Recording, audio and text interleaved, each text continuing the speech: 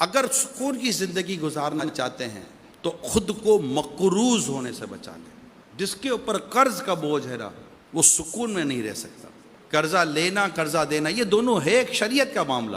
امام اعظم باقسط قرضے دیا کرتے تھے رحمۃ اللہ تعالیٰ علیہ۔ سرکار صلی اللہ تعالیٰ علیہ وسلم فرماتے معراج کی رات میں نے جنت کے دروازے پر لکھا دیکھا کہ صدقے کا ثواب 10 گنا ہے اور قرض کا 18 گنا۔ تو قرض دینا یہ بری بات نہیں ہے، لیکن ہمارے پرابلم یہ ہے کہ قرض کھا جاتے ہیں۔ لینا ہو تو فون کرتے ہیں، اب بھائی تھوڑی مدد کر دو یار، میں نے ابھی پچھلے دنوں رکھا، اب وہ جو آپ نے رکھے نا دے دو۔ یقین مانو یار میں آپ کے گھر آ کے دے جاؤں گا یار، زبان ہے زبان۔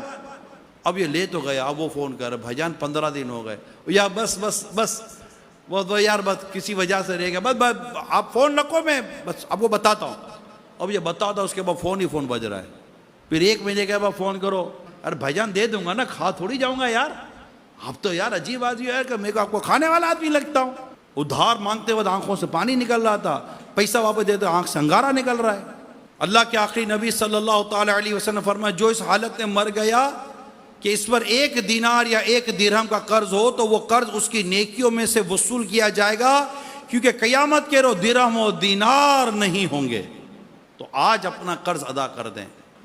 کئیوں نے بینکوں سے قرضے لیے ہوئے ہیں، سود بھر رہے ہیں، بھائی دے دو یار، سود پہ کبھی نہیں پھلو گے۔ سود سے نہ کاروبار بڑھے گا، نہ سود سے سکون آئے گا، نہ سود سے کبھی گھر میں چین ملے گا۔ ختم کریں، یہ قرضہ اتار دیں، انشاءاللہ عز و جل آپ دیکھیے کہ سکون کی زندگی میسر ہوگی۔